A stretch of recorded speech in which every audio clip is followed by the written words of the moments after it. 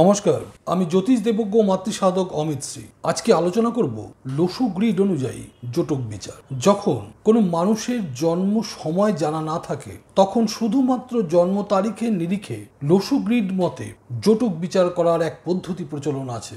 আর এই পদ্ধতির মাধ্যমে খুব সহজেই পাত্র এবং পাত্রীর জন্ম তারিখ থেকেই তাদের জটক বিচার করা সম্ভব হয়। লসু গ্রিড অনুযায়ী জটক বিচার করতে হলে আমাদের কোন কোন জিনিসগুলোর উপর বিশেষ গুরুত্ব দেওয়া প্রয়োজন, কিভাবে এই জটক বিচার করা হয়, এই জটক বিচার করতে গিয়ে আমাদের কি কি জিনিসের উপর বিশেষ নজর দেওয়া জরুরি, এই সব কিছু নিয়ে আজকে আমি আলোচনা করব। তাই ভিডিওটি প্রথম থেকে শেষ পর্যন্ত স্কিপ না করে দেখতে থাকুন। আমাকে যারা ইউটিউবে দেখছেন অবশ্যই চ্যানেলটিকে সাবস্ক্রাইব করুন এবং পাশে থাকা বেল আইকনটি টিপে দিন। আর যারা আমাকে ফেসবুকে বা ইনস্টাগ্রামে দেখছেন আমার ফেসবুক বা ইনস্টাগ্রাম পেজ ফলো করুন, লাইক করুন। ফিরে আসছি মূল আলোচনা। যারা বৃহৎ কুষ্টি করাতে চাইছেন অর্থাৎ লাইফ টাইম প্রেডিকশন চাইছেন, অথবা যারা 5 বছর 10 বছর 20 বছর বা 30 বছরের ইয়ারলি প্রেডিকশন চাইছেন, তাদের জন্য এক খুশির খবর। আপনারা এখন থেকে আমাদের কাছে পেয়ে যাবেন পার্সোনালাইজড হরোস্কোপ। আপনার জন্ম তারিখ, সময় ও স্থানের ভিত্তিতে আপনার নিজস্ব হরোস্কোপ, যা আপনারা পিডিএফ ফরম্যাটে অথবা কালার প্রিন্ট কপি অর্থাৎ হার্ড কপির মাধ্যমে পেয়ে যেতে পারেন।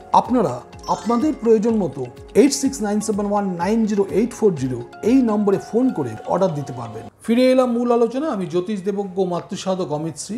আজকে আলোচনা করছি লসু গ্রিড অনুযায়ী জটক বিচার। লসু গ্রিড অনুযায়ী জটক বিচার করতে হলে প্রথমে পাত্র এবং পাত্রীর ডেট অফ বার্থের প্রয়োজন হবে। আমরা এখানে প্রথমে দুটি উদাহরণ নিয়ে নিই। ধরা যাক পাত্রের জন্ম তারিখ 15ই মার্চ 1999 এবং পাত্রীর জন্ম তারিখ 14ই জুন 2002। আপনারা এখন স্ক্রিনে দেখতে পাচ্ছেন যে পাত্র এবং পাত্রীর উভয়ের জন্ম তারিখ লেখা রয়েছে এবং তাদের ড্রাইভার নাম্বারগুলো লেখা রয়েছে এবং কন্ডাক্টর নাম্বার লেখা রয়েছে। এবং লসু গ্রিড অনুযায়ী এই ডেট অফ বার্থের যে প্লেসমেন্টগুলো রয়েছে সেগুলো আপনারা দেখতে পাচ্ছেন। এবার এই জটক বিচার করতে হলে প্রথমে এই দুটো যে আলাদা আলাদা গ্রিড রয়েছে, এই দুটো আলাদা আলাদা গ্রিডের যে কমন নাম্বারগুলো রয়েছে সেগুলোকে নিয়ে অন্য একটি গ্রিডের মধ্যে পূরণ করতে হবে। লসু গ্রিডে হরিজেন্টালি অর্থাৎ সমান্তরালভাবে ওপরের যে রেখাটি রয়েছে বা নাম্বারগুলো রয়েছে, যেমন 4, 9 এবং 2, এইগুলোকে বলা হয়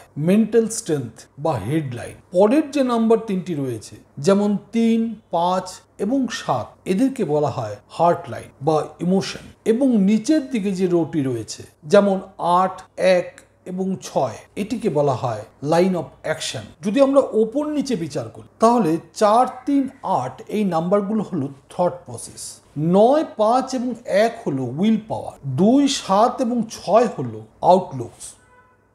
এবার দুটি গ্রিডকে ভালো করে লক্ষ্য করুন।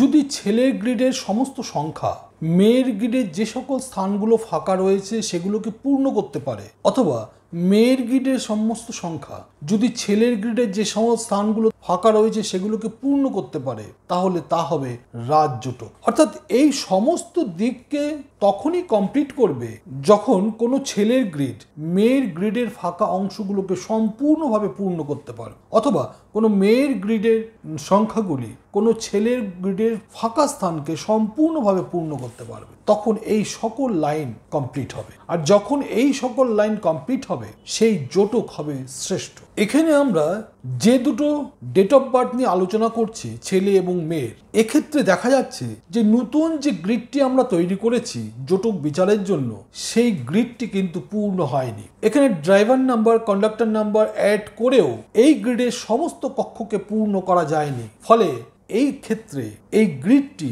সম্পূর্ণ হলো না, যার ফলে জটক বিচারে এদের প্রাপ্ত সংখ্যা বা প্রাপ্ত নম্বর কম দাঁড়ালো। ফলে এই জটক খুব বেশি সফল বা কার্যকরী নয়। আপনারা আপনাদের কাঙ্ক্ষিত মানুষের গ্রিড তৈরি করুন, দেখুন গ্রিডটি সম্পূর্ণ পূর্ণ হচ্ছে কিনা। যদি হয় তাহলে আপনারা নিশ্চিত থাকুন আপনাদের বিবাহিত জীবন অত্যন্ত সুখের হবে। এই ছিল আজকের ভিডিও। যদি ভিডিওটি ভালো লাগে অবশ্যই বন্ধু বান্ধব, আত্মীয় স্বজন সকলের সঙ্গে শেয়ার করুন, লাইক করুন, কমেন্টস করুন।